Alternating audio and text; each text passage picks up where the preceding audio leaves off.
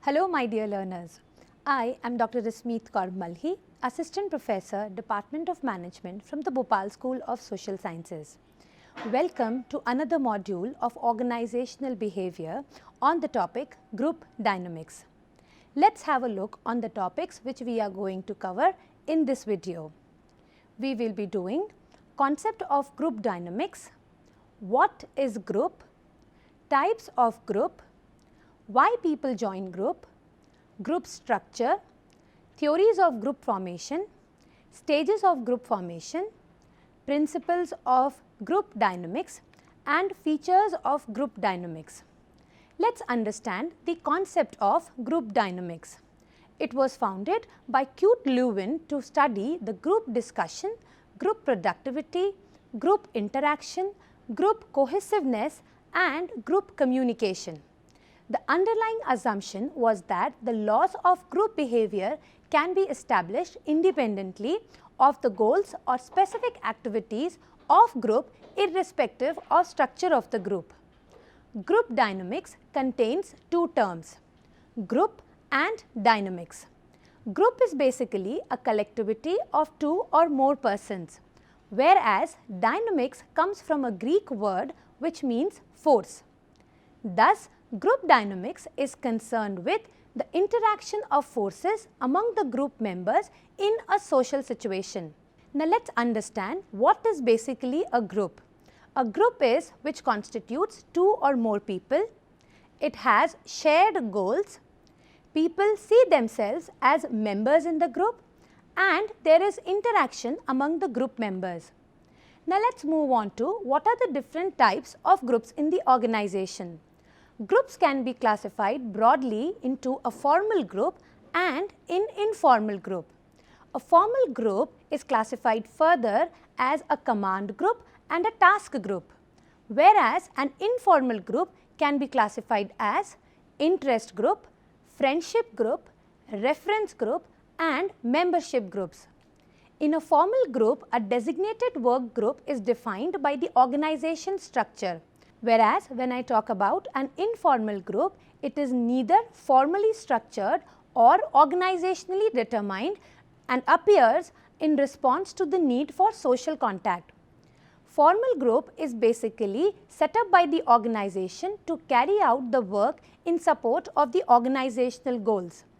As said earlier, formal groups is divided into a command group and a task group.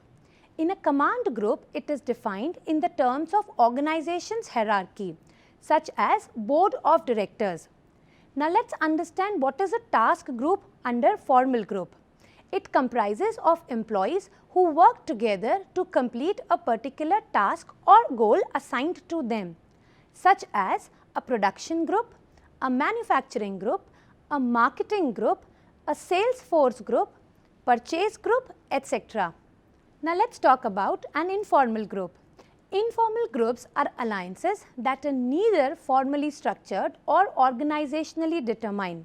It is natural formation in the work environment that appears in response to the need for social contact. It can be further classified as friendship group, where the individual members have one or more common characteristics.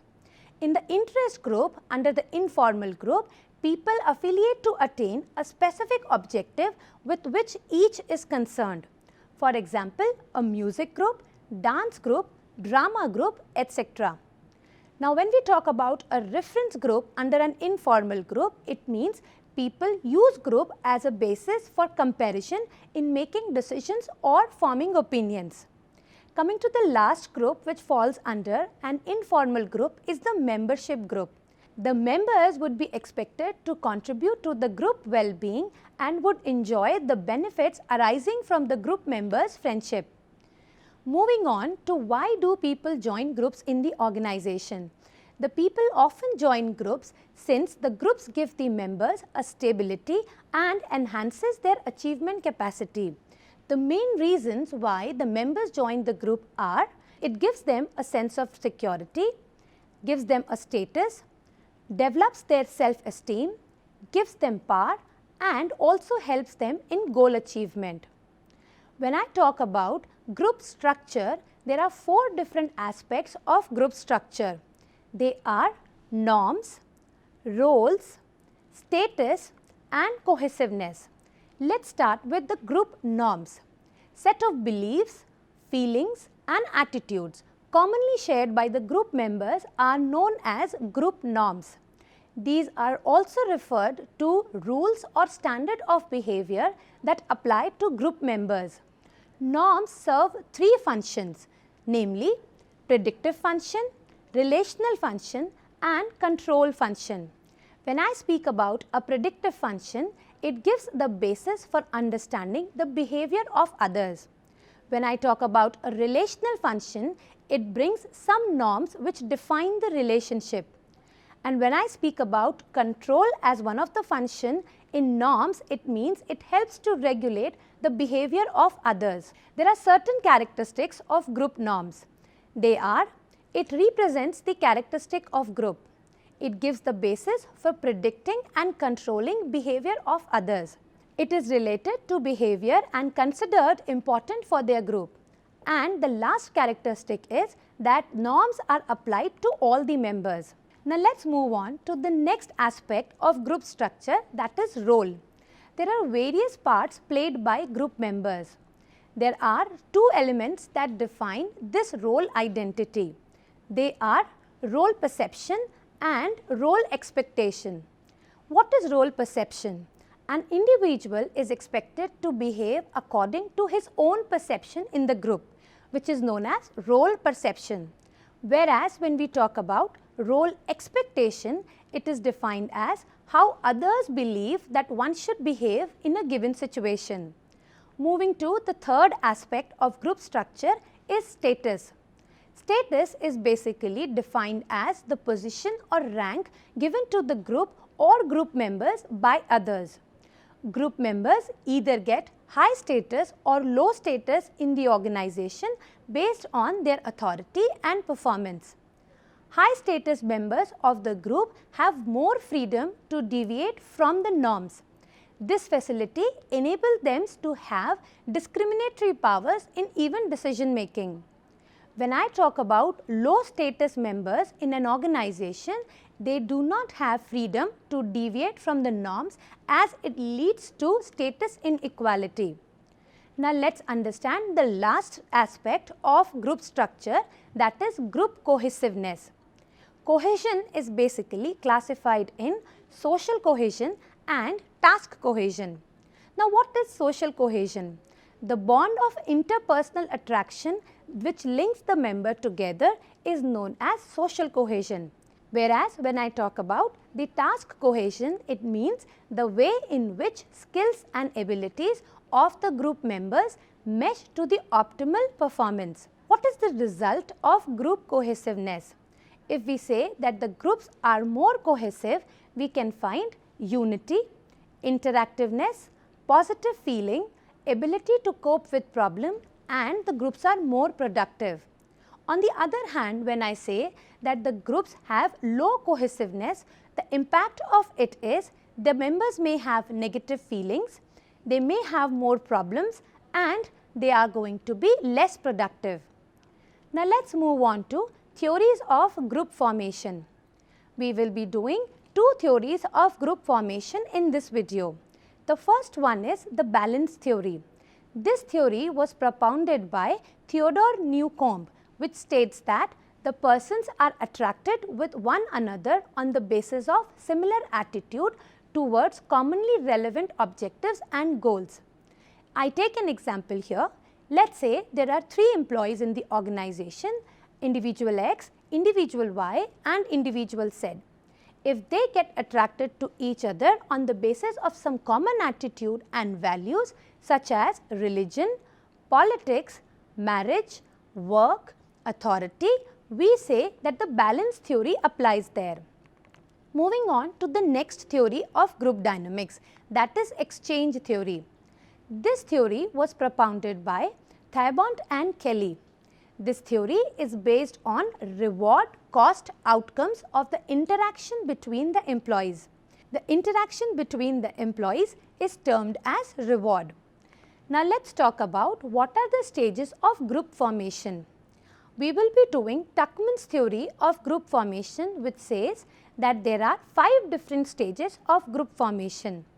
First is stage 1, which is forming stage. The second stage is storming. The third stage is the norming stage.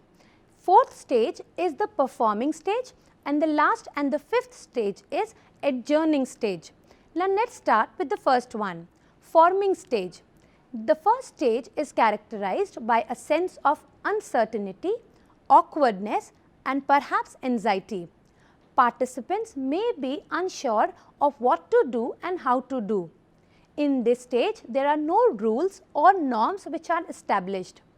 Leaders need to set tone for group behavior, activities, and interactions. Most of the people in this stage are very polite.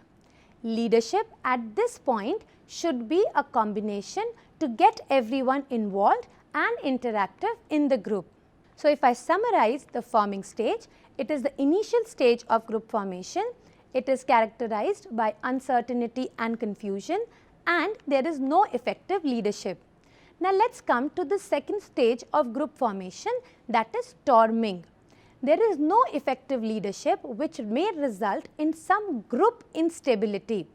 In this stage, participants have begun to feel comfortable enough with their new environment to take some risk in revealing more of their personalities. Each person wants to feel sense of individual importance and influence on the group. Leaders should not be surprised if some conflicts develop in this stage. This is part of natural process of the group becoming self-sustaining. Coming to the third stage of group development is the stage of norming. This stage is characterized by growth of affection and establishment of personal relationship. Participants will begin to take responsibility for resolving conflicts and strengthening their friendship. The leadership style which may be the most effective is the participatory, since the group is competent regarding the task but needs assistance and support in terms of relationship. In this stage, norms, rules and standards among the group members are established. Moving on to the fourth stage, that is performing stage. It is very important stage of group formation. It is characterized by harmony among the group members. Participants look outward to see how other people in the group support each other. Decision making and problem solving will be shared within the group. At this stage, the group is mature enough to attend its own need both in terms of task and relationship matters. The leadership style which would be most effective in this stage would be delegating style. Coming to the last stage of group formation is known as the adjourning stage. Adjourning or disbanding of group means when the task or the goal assigned to the group members comes to an end, it is said that the group is adjourned or disbanded. This is the dissolution stage after attaining the group's mission. Now let's talk about principles of group dynamics. Moving on to the first principle, the members of the group must have a strong sense of belongingness in the group. The barrier between the leader and to be led must be broken down. The second principle says, the more attraction in a group with its group members, the greater influence it would exercise on its members.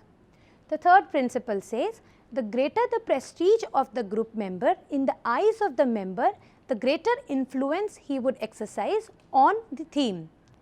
The fourth principle says, the successful efforts to change individuals sub-part of the group would result in making them conform to the norms of the group. And the last principle says, the pressure for change when strong can be established in the group by creating a shared perception by the members for the need for the change. Moving on to the features of group dynamics. Group dynamics can be characterized as, it is concerned with group, it has rigidity and flexibility both, it is a continuous process, and it is dynamic. That means which keeps on changing. To conclude with group dynamics, I would say The groups operate on a common task and common attitude. The group dynamics is concerned with the interaction between the group members in a social situation. This is concerned with the gaining in the knowledge of the group, how do they develop, and their effect on individual members and organization in which they function. The group dynamics is essential to study since it helps to find how the relationships are made within a group and how the forces act within the group members in a social setting. It helps to recognize the formation of group and how groups should be organized, led and promoted. So, I hope I was able to make you understand the concept of group dynamics. Thank you for watching this video.